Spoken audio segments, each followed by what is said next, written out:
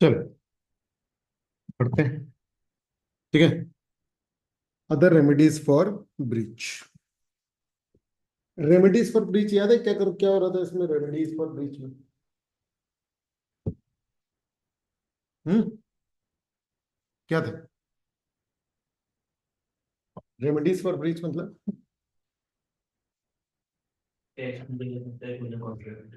हम्म क्या एक्शन लिया जा सकता है? किसके द्वारा? किसके ऊपर?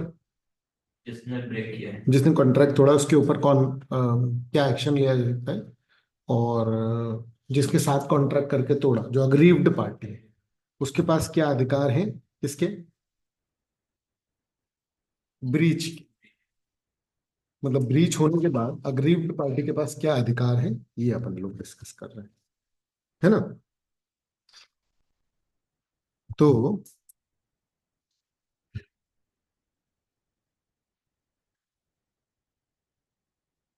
Other remedies for breach in addition to damages, है ना? There are more remedies. ठीक है। डैमेजेस का मतलब क्या था?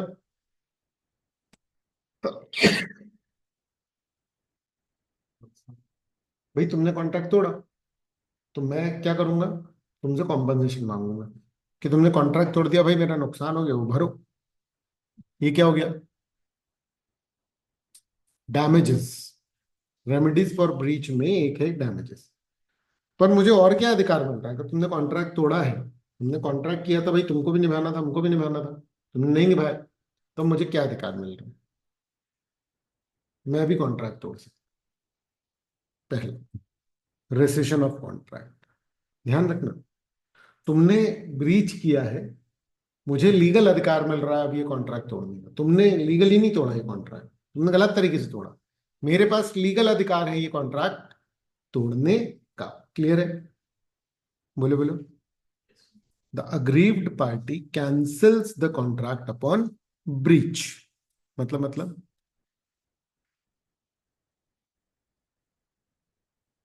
अग्रीव्ड पार्टी जो है वो क्या कर रही है बेटा? कैंसिल कर देगी। बोलो बोलो बोलो बोलो। यस। हाँ। चलो, इफेक्ट। ऑब्लिगेशन नहीं है। मतलब मैं जब कॉन्ट्रैक्ट कैंसिल कर रहा हूं तो मैं कर रहा हूं बिना ऑब्लिगेशन के। मैं जब कॉन्ट्रैक्ट कर रहा हूं तो मैं कर रहा हूं बेटा बिना ऑब्लिगेशन के। क्या ये क्लियर है? ए promises to deliver 50 bags of cement on certain day, with B paying on delivery.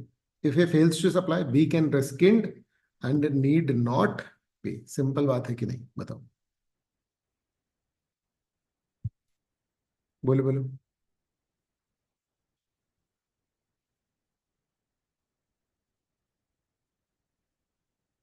ठीक है।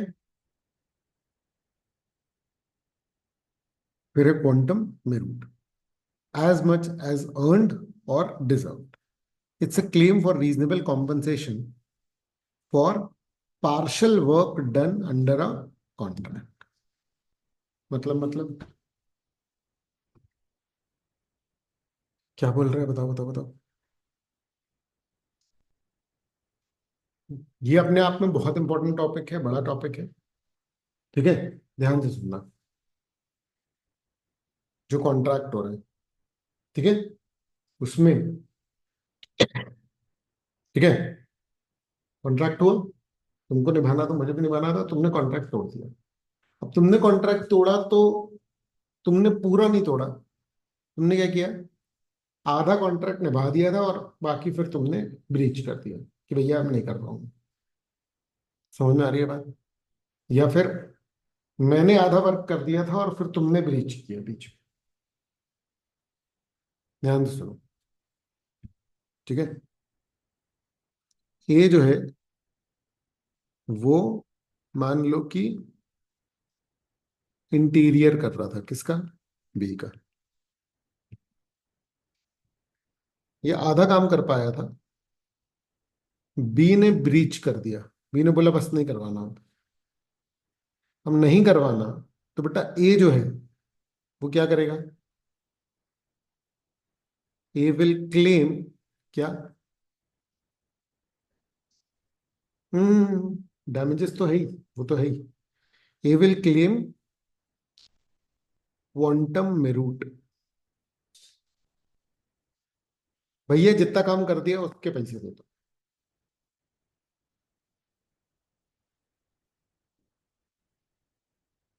आया क्या समझ में? तो क्वांटम मेरूट को अपन लोग ऐसे नॉर्मली बोलते हैं, as much as is earned और as much as is deserve. भैया जितना काम कर दिया उतने के तो पैसे मिलेंगे नहीं मिलेंगे, है कि नहीं? क्लियर है बेटा? कंडीशंस। ओरिजिनल कॉन्ट्रैक्ट पूरा कैंसिल हो रहा है, तब क्वांटम मेरूट तब है कि जब भैया अब ओरिजिनल तो पूरा नहीं हो पाएगा, पूरा नहीं हो पाएगा तो भैया इतने के पैसे दे दो और बस सब खत्म करें। The party claiming must not be in default, मतलब इसको कौन क्लेम करेगा बेटा? पार्टी जो नॉट एट फॉल्ट है वो क्लेम करेगी किस चीज का बेटा? क्वांटम मेरूट का। बोलो, क्लियर है क्या ये? बोलो बोलो बोलो बोलो। है ना? Example, if x does the part of does part of the work and Y wrongfully revokes the contract, X can claim payment for the value of work done.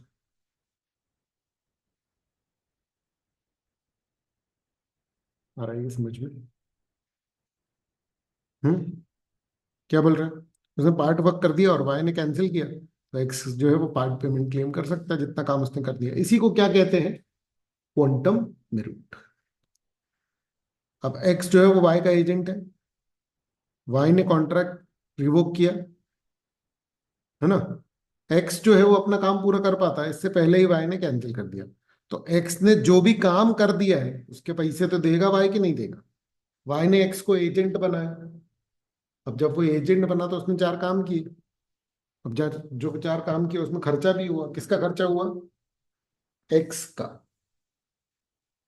Y ने अगर कैंसिल कर रहा है तो भैया तुम्हारे एजेंट होने के नाते जो खर्चा वो कर चुका था वो पैसे मिलेंगे उसको, नहीं मिलेंगे वापस? क्लियर है कि नहीं है?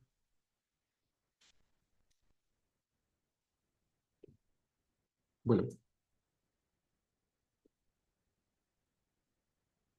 ठीक है बेटा? फिर क्या है? Case of divisible contract. A agrees to deliver 100 bales in two installment each. अब ए ने पहला 50 तो दे दिया, दूसरा नहीं दिया, तो बी को 50 के लिए तो पे करना पड़ेगा। क्लियर है? क्लियर? ठीक बात है। हम लोग क्या पढ़ रहे हैं? और overall other remedies for breach of contract. है ना? समझ में आ रहा है? ये ध्यान रखना। तो हमने पहले क्या पढ़ा? डैमेजेस। फिर हमने क्या पढ़ा? सेकेंड पॉइंट, क्वांटम में रूट। क्लियर है? अब हम क्या पढ़ रहे हैं? Suit for specific performance. नहीं नहीं, एक और था, कौन सा? Recession of contract. पहले पढ़ रहे damages, recession of contract, quantum में रूट, और अब पढ़ रहे हैं क्या? Suit for specific performance. तो अगर हमारा तुम्हारा कॉन्ट्रैक्ट हुआ है और तुमने क्या किया? कॉन्ट्रैक्ट तोड़ा। अब एक रास्ता मेरे पास क्या है कि मैं क्या बोलूं कोर्ट में जाकर के कि भैया तुमने कॉन्ट्रैक्ट तोड़ा है, तुम कॉम्पनसेशन दो। बट दूसरा रास्ता क्या है कि मैं क्या करूं? मैं बोलूं कि भैया नहीं, मैं कोर्ट में जाकर के बोल रहा हूँ कि इसको बोलो कि ये करे परफॉर्म, जो बात हुई थी वो पूरी करे। तुम कह रहे हो कि कॉम्पनसेशन ले लो, मैं कह रहा हूँ कॉम्पनसेशन नहीं, कॉन्ट्रैक्ट ही पूरा करिए आप। नहीं आया समझ? तो ये क्या है?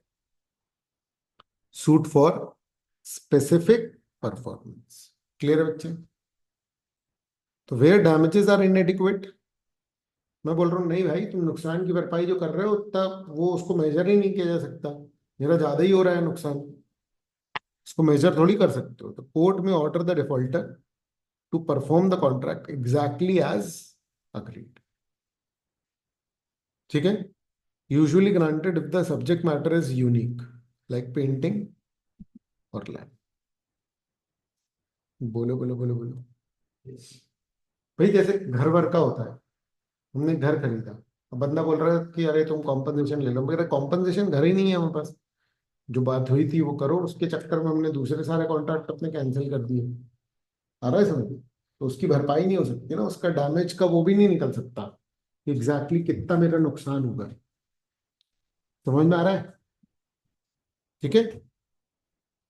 क्योंकि वैसे देखा जाए तो भैया पैसे नहीं दिए ना घर के, लेकिन उसके चक्कर में मैंने कितने सेक्रीफाइस कर दिए वो तो मैं ही जानता हूँ ना। ये क्लियर है कि नहीं? ठीक है। क्लियर है। तो अगर तुम कॉन्ट्रैक्ट तोड़ोगे तो मेरे पास क्या क्या अधिकार है, ये हम डिस्कस कर रहे हैं। तो क्या क्या डिस्कस कर लिया अपन ने? Damages. Damages, Automatic. Rescission of contract, फिर क्वांटम मेरूट, फिर Suit for specific. Suit for specific performance. Suit for specific performance क्या है कि भैया कॉन्ट्रैक्ट निभाओ। पांचवा है सूट फॉर इंजंक्शन। इंजंक्शन मतलब stay order.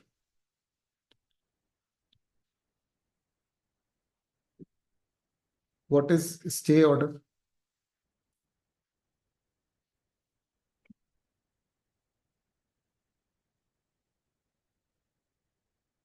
The court orders the executive composition करवा देते हैं।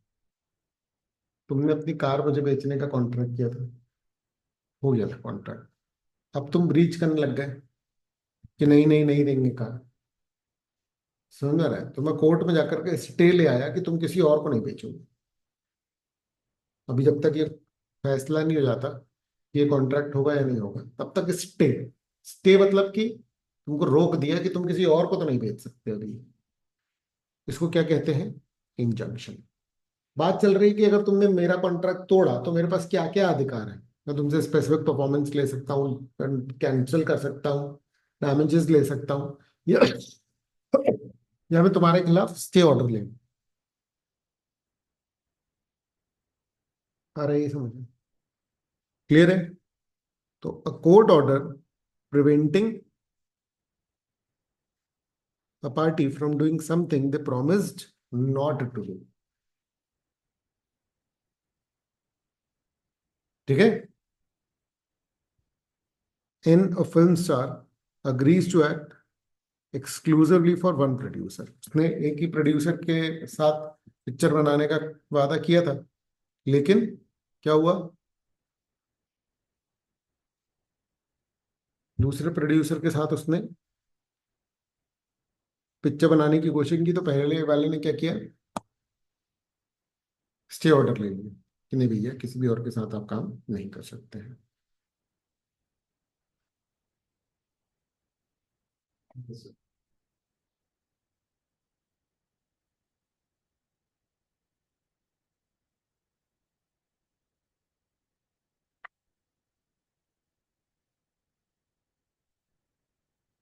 बोलो बोलो। Yes, sir. ठीक है बेटा।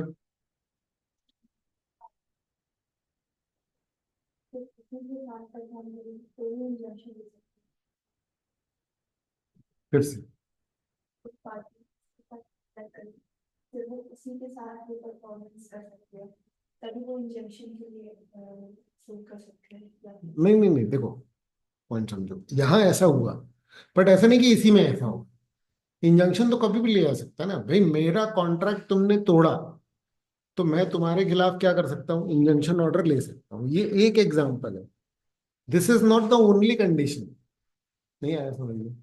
हम इंजंक्शन का मतलब समझ रहे हैं, हम इंजंक्शन की एक्सक्लूसिविटी नहीं देख रहे हैं यहाँ। तुम्हारी जो बात है उससे ये मतलब निकल रहा है कि इसी केस में इंजंक्शन ले सकते हैं। पॉइंट ये कि इंजंक्शन कब कब ले सकते हो, उनमें से एक केस ले। तुम अपनी बात समझ गए? क्लियर है ना? नेक्स्ट वाला देख लो ये। ठीक है। सिंगर कहीं और पर गाने की बात कर रहा है तो इंजंक्शन लिया जा सकता है। ठीक है। और जो पार्टी गलत नहीं, अग्रीव्ड, वो अगर कैंसिल कर रही है तो उसके पास क्या अधिकार है कि वो कॉम्पनसेशन भी क्लेम करे। बोलो, है ये क्लियर?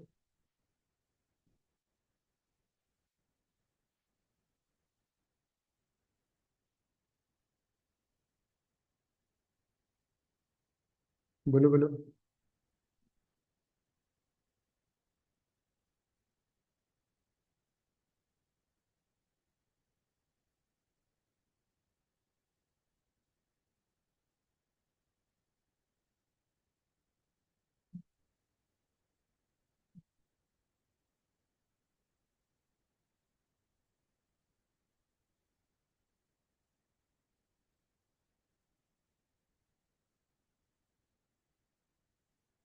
हेलो। क्लास में हूँ।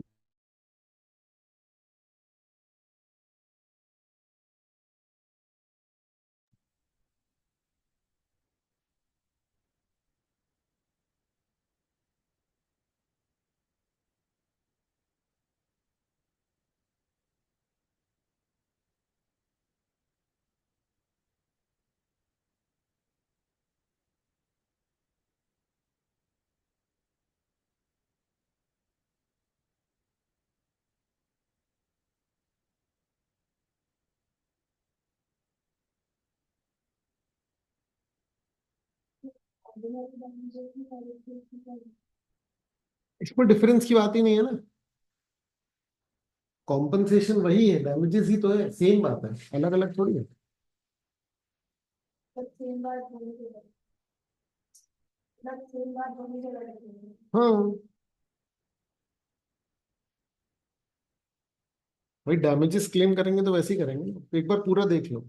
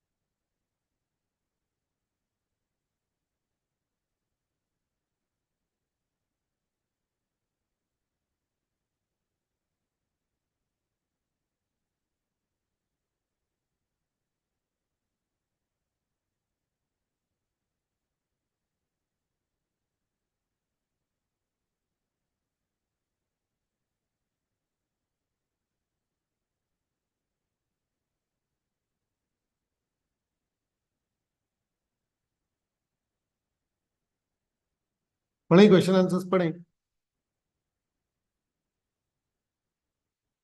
चलो ये लो बताओ।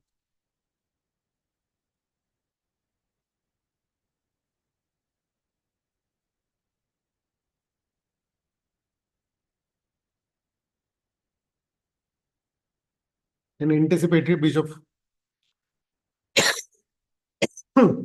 there's a contract occurring before the time fixed for performance has arrived.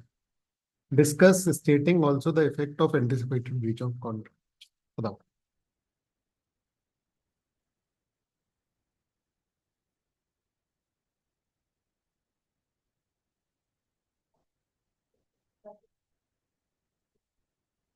Sir active party इसमें कंटिन्यू कर रही है, रुक रही है, ग्रीन थ्री मारेंगे तो परफॉर्मेंस के टाइम तक तो वेट करके एक्सेल ब्रीच की तरह परफॉर्म कर सकती है, ले सकती है और कॉम्पेंसेशन क्लेम कर सकती है।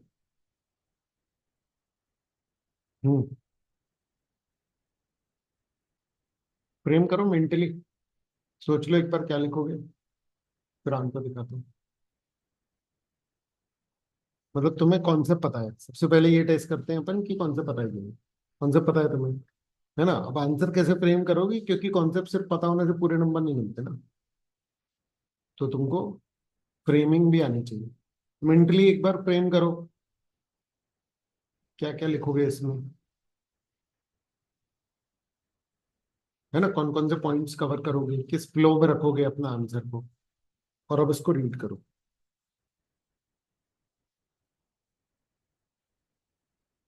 ये थोड़ा वैसे बन गया है, मतलब केस लॉ के पैटर्न में इसको दे दिया, ये ऐसे नहीं जाएगा, है ना। ये केस लॉ के पैटर्न में वाला आंसर है, ठीक है। लीगल प्रोविजन ही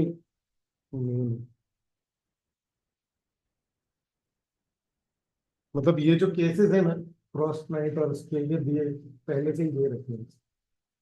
मतलब क्या है कि हमको अगर ज्यादा मार्क्स का आता है तो हमको खुद ही से इसके केस लॉस जो पहले के हो चुके हैं उनका रेफरेंस लेकर के बताना, ठीक है। इसको मॉड्यूल्स देख लेना, मॉड्यूल में अलग तरीके से इसका आंसर।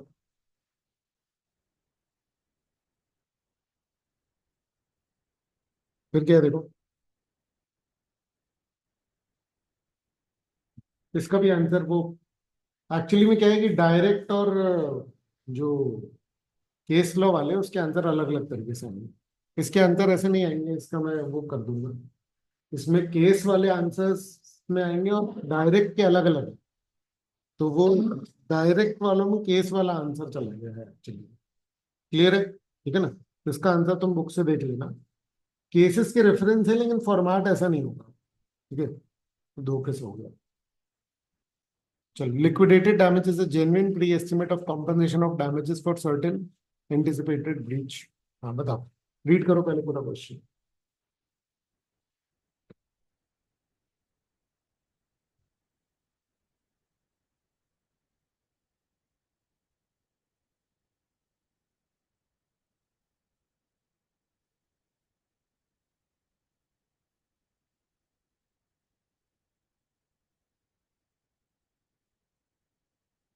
फ्रेमिंग करो, फ्रेमिंग।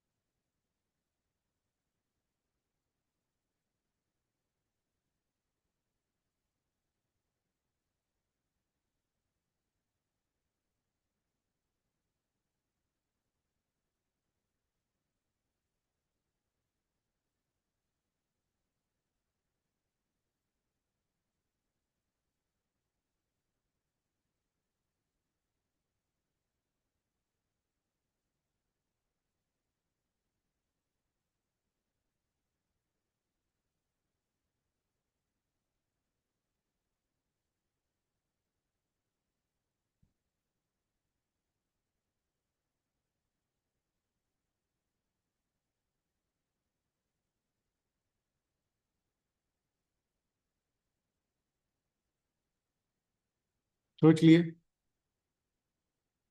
ठीक है। इसमें बस ये पढ़ लो लीगल प्रोविजन क्या लिखा हुआ है।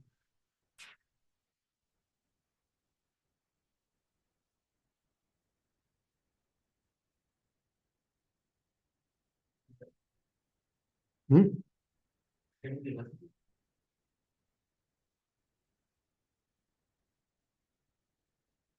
अरे मतलब एक्चुअली में वो स्टेटमेंट फॉर्म में है ना। ठीक है, इसके ये मॉड्यूल वाले हैं, इसको मॉड्यूल से कर लेना, है ना, ये थोड़ा। हाँ चलो, ये देखो, ये वाला जो है ना वो केस लॉ के फॉर्मेट में, इसका आंसर केस लॉ के फॉर्मेट में है। ये रीड करो, ये वाला, ये आ भी चुका है, 2 बार आ चुका है एग्जाम में।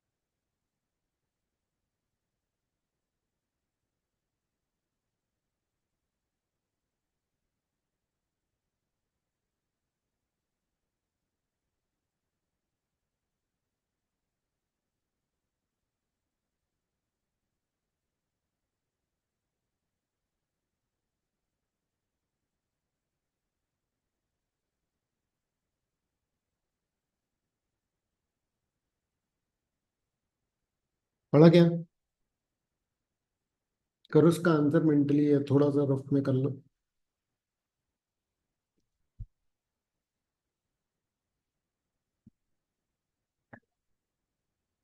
देखो, एक्स ने कॉन्ट्रैक्ट किया वाई से 1000 बॉटल 5 रुपए के हिसाब से, है ना, पर्टिकुलर टाइम में। अब एक्स ने जेड से कॉन्ट्रैक्ट कर लिया, मतलब एक्स जो है वो क्या कर रहा है, खरीद रहा है। और नहीं, एक्स वाई को बेच रहा है 5 रुपए में, और खरीद रहा है कितने में, 4.5 रुपए में। किससे? जेड से। और उसने जेड को बता दिया कि भाई देख, मेरे को ना वाई को बेचना है। आया समझ में? 50 पैसे उसका प्रॉफिट है, सिंपल है। अब जेड जो है उसने कॉन्ट्रैक्ट पूरा नहीं कर पाया। क्लियर है? और जिस दिन उसने कॉन्ट्रैक्ट पूरा नहीं कर पाया, उस दिन मार्केट प्राइस बॉटल की क्या थी,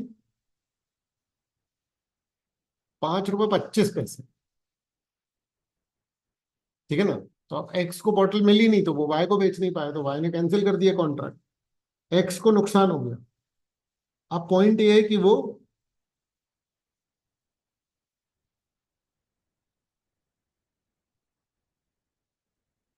यस। कितना कॉम्पनसेशन क्लेम करे। 500।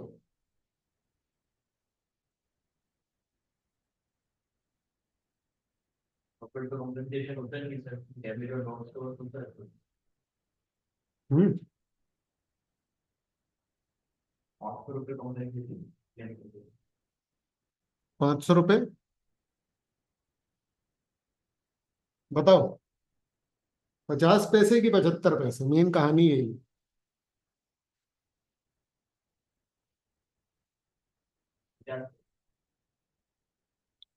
2 question, what would be your answer if Z had not informed about wise contract?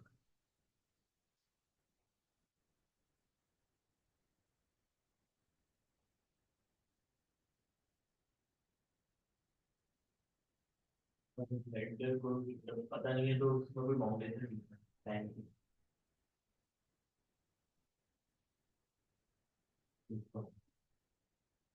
क्या बात कर रहे हो, क्या बात कर रहे हो, कुछ अलग ही जा रहे हो।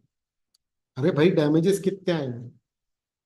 जेड ने तो नहीं निभाया ना, तो एक्स डैमेजेस तो मंगेगा ही ना। हम तो यहाँ पर बात कर रहे हैं कि कितना डैमेज, 50 पैसे की 75 पैसे। पहले केस में कितना बोल रहे हो, तो 50 पैसे। और दूसरे केस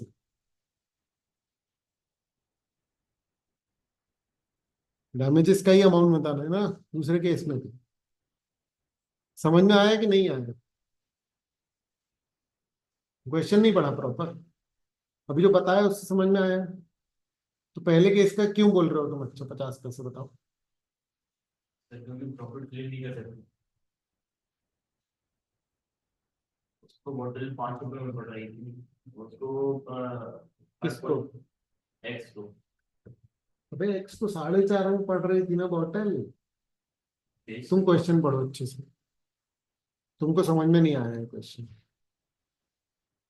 तो पहले इसमें 75% क्यों नहीं होता? नहीं, क्यों 75 पैसे क्यों?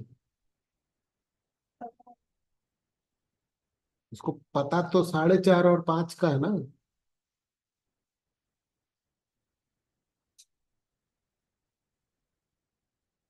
मार्केट प्राइस 5.25 है। देखो सुनो, क्वेश्चन के फैक्ट्स पढ़ो और याद रखो, एक बार रीड करो दोबारा से क्वेश्चन। अगर तुमने क्वेश्चन ढंग से नहीं पढ़ा ना, नहीं हो पाएगा। देखो मैंने एक बार पढ़ा क्वेश्चन, पर ऑब्वियसली बात है भाई, मैं फोकस कर पाता हूँ, मतलब वो ऑटोमेटिकली हो जाता है। तुम लोग को मेहनत करनी पड़ेगी थोड़ी सी। मेन फैक्ट्स याद रख, किसको क्या चीज कितने की पड़ रही है और कौन सा क्या है, और उसको लीगल प्रोविजन से तुम्हें रिलेट करना है, तब तुम्हारा आंसर निकलेगा। रीड करो दोबारा से।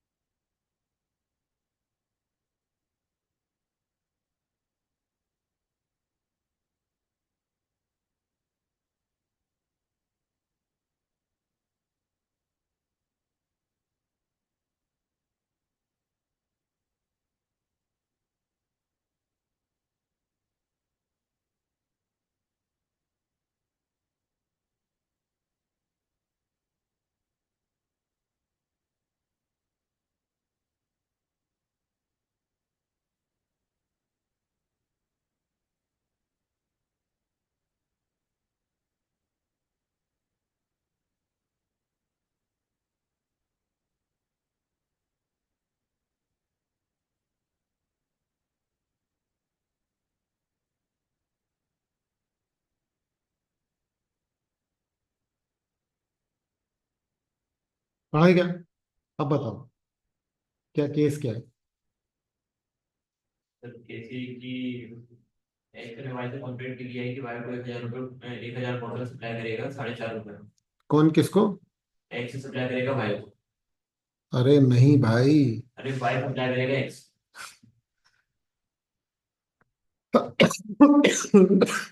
हाँ ठीक है, बताओ बताओ बताओ, तुम बताओ। तो एक्स सप्लाई कर रहा है। हम्म। एक्स कितने में? 4.5 रुपये में 1,000 बॉटल, 5 रुपये में 1,000 बॉटल। हम्म। और जेड से खरीदेगा 4.5 रुपये में 1,000 बॉटल। हम्म। तो जेड को उसने बता दिया कि वो वाई को बॉटल बेचेगा। Very good. और बॉटल की मार्केट प्राइस है 5.25। किस दिन? कॉन्ट्रैक्ट जिस दिन परफॉर्म होने वाला है। हाँ मतलब इसको ऐसे नहीं बोलोगे ना, मतलब तुम बोलोगे कि उसने कॉन्ट्रैक्ट तोड़ा उस दिन प्राइस इतनी थी, ऐसे बोलोगे इसको। पहले थोड़ी पता है कि उस दिन क्या रहेगी। और हम पता ही क्यों कर रहे हैं मार्केट प्राइस। पहले ये फैक्ट आएगा कि वो कॉन्ट्रैक्ट तोड़ रहा है। जिस दिन कॉन्ट्रैक्ट तोड़ा, किसने? जेड ने। उस दिन मार्केट प्राइस क्या थी, है ना? अब होगा क्या? एक्स कॉम्पनसेशन मांगेगा किससे? जेड से। क्योंकि भैया एक्स का वाई वाला कॉन्ट्रैक्ट तो तोड़ दिया। अब कितना कॉम्पनसेशन मांगे?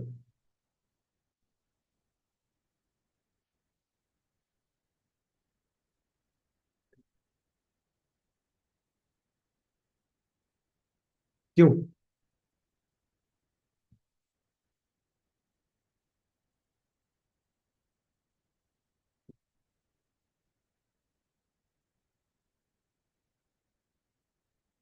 और ये ऑनलाइन के पैसे पर मॉडल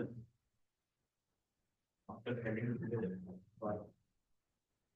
हमारे को बेचते तो 50 पैसे मॉडल की करते हैं। मार्केट में बेच के 75 पैसे नहीं कमा लेता?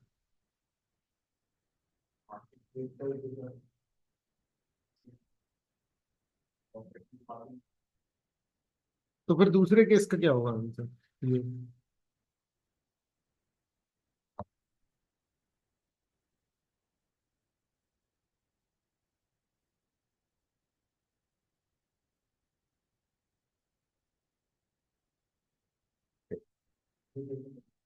मैंने तुमसे कॉन्ट्रैक्ट किया कि मैं 4.5 में खरीदूंगा बॉटल और इसको 5 पाऊंगी। मैंने तुमको बता दिया कि इससे मेरा कॉन्ट्रैक्ट हो गया 5 रुपए के। तुमने कॉन्ट्रैक्ट तोड़ा। जिस दिन तोड़ा उस दिन मार्केट में क्या रेट था? 5.25 रुपए। अब मैं तुमसे 4.5 में खरीदता और इसको बेचता कितने में? 5 में।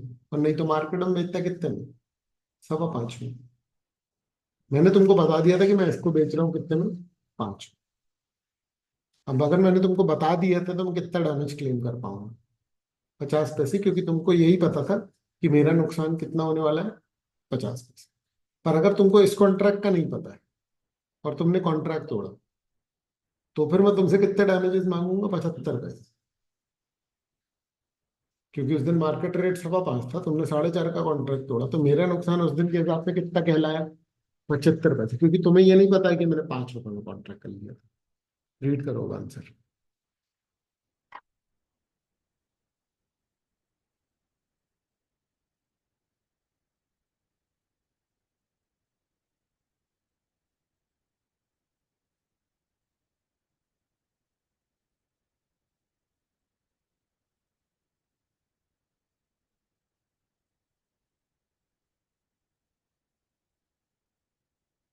पढ़ लो प्रॉपर, बताओ और कोई डाउट रह गया तो।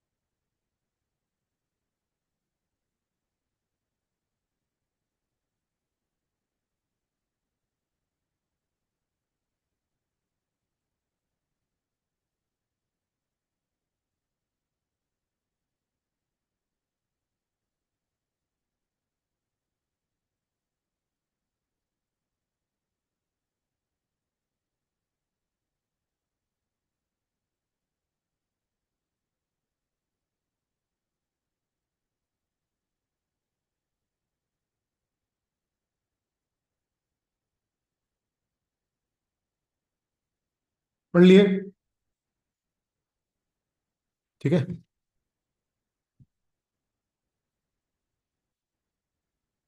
चलो ये वाला करो, जल्दी जल्दी करो, ठीक है।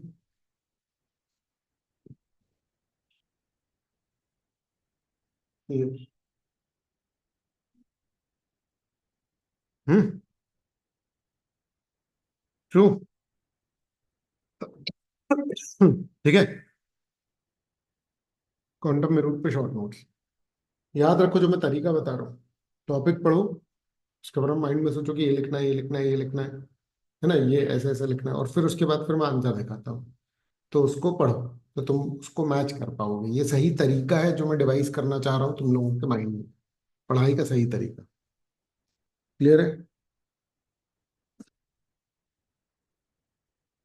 है ना?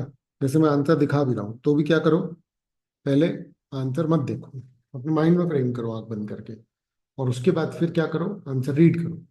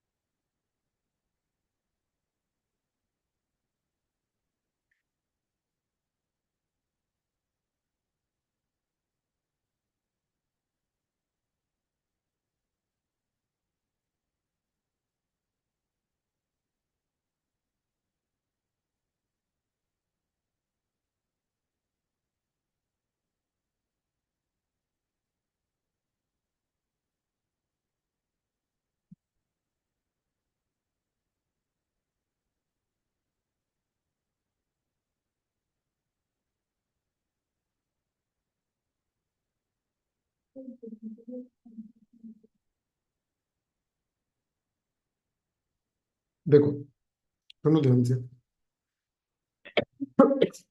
मैं 6 टेबल खरीद रहा हूँ, ये डिविजिबल, समझ में आ रहा है? ये एक टेबल अलग, एक टेबल ले ली तो मतलब 6 पार्ट में डिविजिबल है ना ये कॉन्ट्रैक्ट। और मैं किसी घर का इंटीरियर कर रहा हूँ, ये डिविजिबल नहीं है।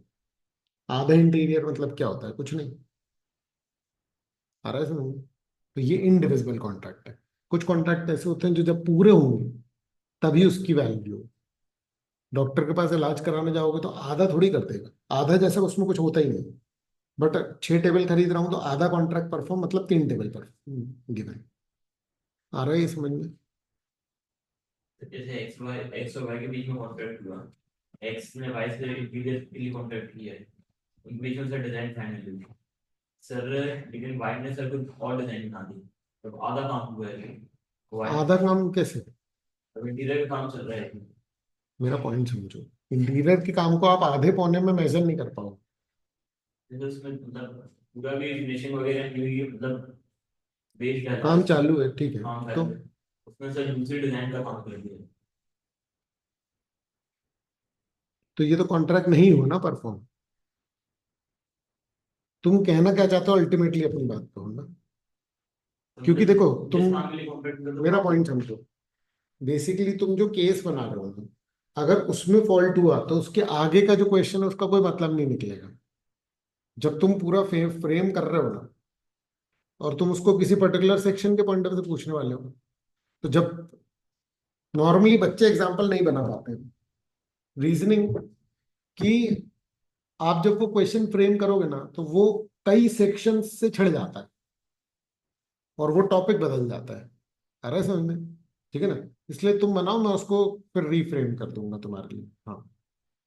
एक ही सर एक्स और वाई के बीच में कॉन्ट्रैक्ट हुआ इंटीरियर डिजाइनिंग का, तो वाई ने गलत इंटीरियर डिजाइन कर दिया, अब एक्स ने वो कॉन्ट्रैक्ट कैंसिल कर दिया, तो वाई क्वांटम मेरिट्स के तहत मतलब जितना काम हो उसके पैसे ले सकते हैं, नहीं ले सकते। किसने कैंसिल किया? एक्स ने, जिसका पहला सर, गलत कौन था? सर मतलब एक्स ने कैंसिल किया, वाई ने गलत डिजाइन कर दिया। हाँ, तो एक्स क्या क्लेम करेगा? ये वाई क्लेम कर सकता है, मतलब उसके काम के लिए उसके पैसे लग गए हैं, मटेरियल लग गया है। वाई गलत था अगर, तो कम क्लेम नहीं कर सकता ना, क्वांटम में रूट सही व्यक्ति क्लेम कर सकता है। Party not at fault will claim quantum में रूट। तो सर काम तो हुआ सर, इंटीग्रेटेड मतलब डिजाइन उसने बना दिए। अरे लॉजिकली इमोशनली मत बात करो, लीगली बात करो। लीगली क्वांटम में रूट वो पार्टी क्लेम नहीं कर सकती जो कि क्या है, गलत है। भाई तुमने गलत डिजाइन किया ना, अरे तो तुम कहाँ से क्लेम करोगे? अब पॉइंट ये है कि तो फिर क्या होगा इसका, समझ में आ रही है बात? ठीक है ना, वो उसको कम पैसे देगा, वो उसके पैसे काट लेगा। आ रहा है समझ में? ठीक है ना, तो क्वांटम में रूट में इस तरीके से चलता है, उसको क्लेम करने नहीं मिलेगा बेसिकली। ठीक है ना, लेकिन हाँ क्वांटम में रूट वाला रूल लग सकता है यहाँ पर। ठीक है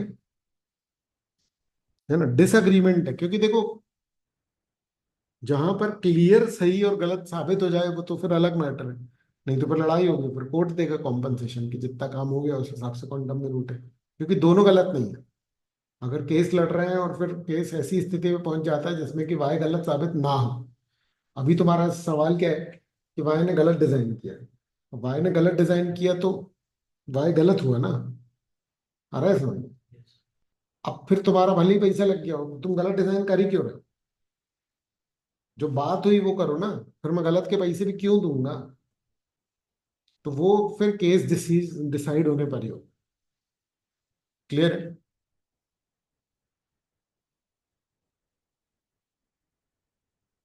रीड कर लिया पूरा ये वाला, पूरा? चलो।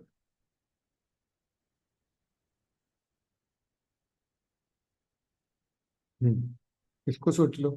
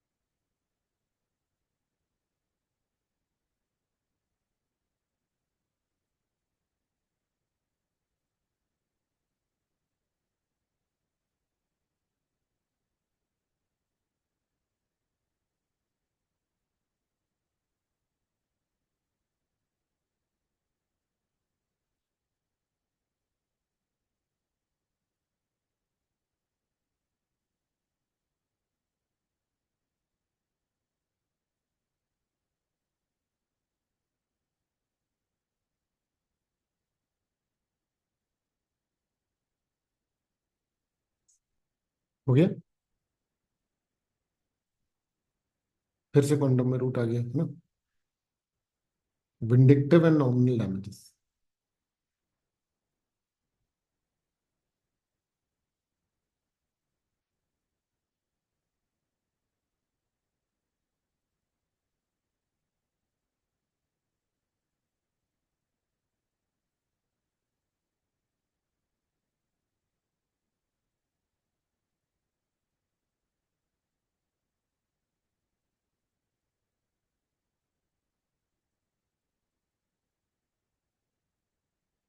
क्या हो गया?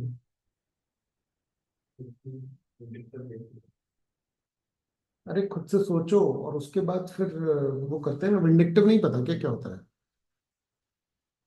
फिर डैमेज क्लेम करें। शादी का वादा करके मुकर गए और बैंक ने रॉन्गफुल डिसऑनर ऑफ चेक वो वाला था। फ्रेम कैसे करोगे, नॉमिनल डैमेज क्या था? 1 रुपए का डैमेज, 10 रुपए का डैमेज, जिसमें कि हम सिर्फ ये साबित करने की कोशिश करें कि तुमने गलत किया। रीड करो उसको पूरा।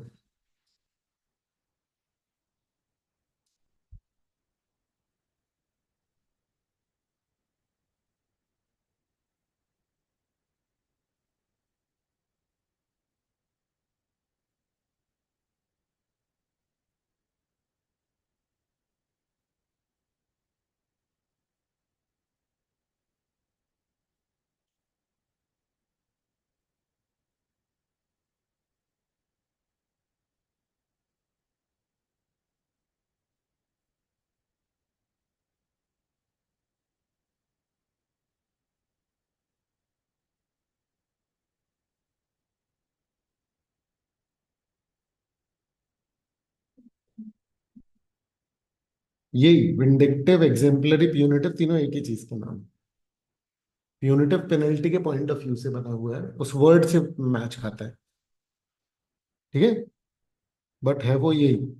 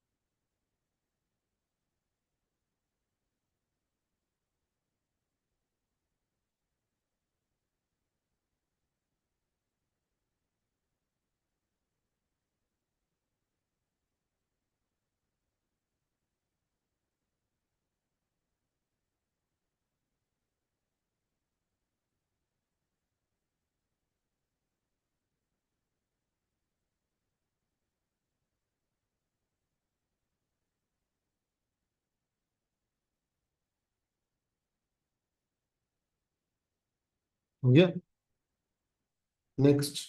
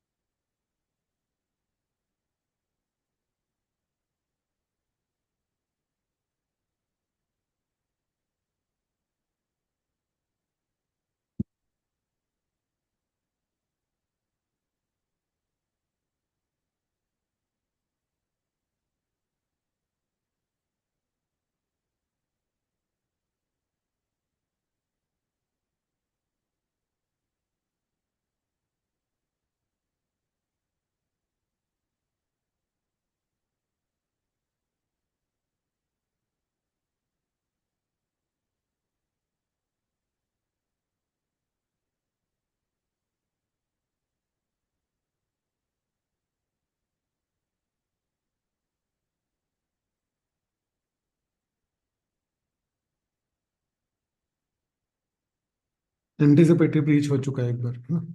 तुम देखो ये हर बार कितनी बार आया हुआ है ये क्वेश्चन। अरे समझ में, अपन लोग लेटेस्ट से वैसे जा रहे हैं, है ना? एक बार ये लिक्विडेटेड डैमेजेस और पेनल्टी आ चुका है, मैं इसको कंपाइल वैसा भी करवा रहा हूँ क्योंकि टाइम लगता है। अभी हमने सारे क्वेश्चन इंक्लूड कर दिए, अब जितने साथ में है वो सब एक साथ कर देंगे। अभी क्या है कि 2 बार आया तो 2 बार है, 3 बार आया तो 3 बार है, ये देखो, लिक्विडेटेड डैमेजेस एंड पेनल्टी, ठीक है।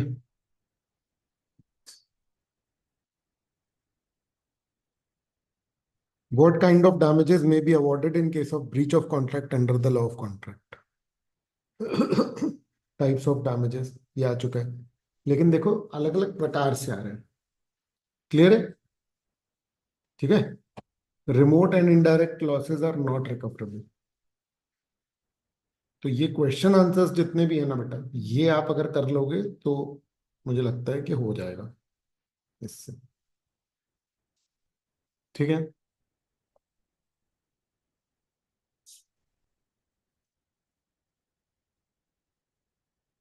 सुपरवीनिंग इम्पॉसिबिलिटी है ना, ये देखो केस बेस्ड जरूर करना है, क्योंकि पहले कम आते थे, अब बढ़ गए हैं केस बेस्ड।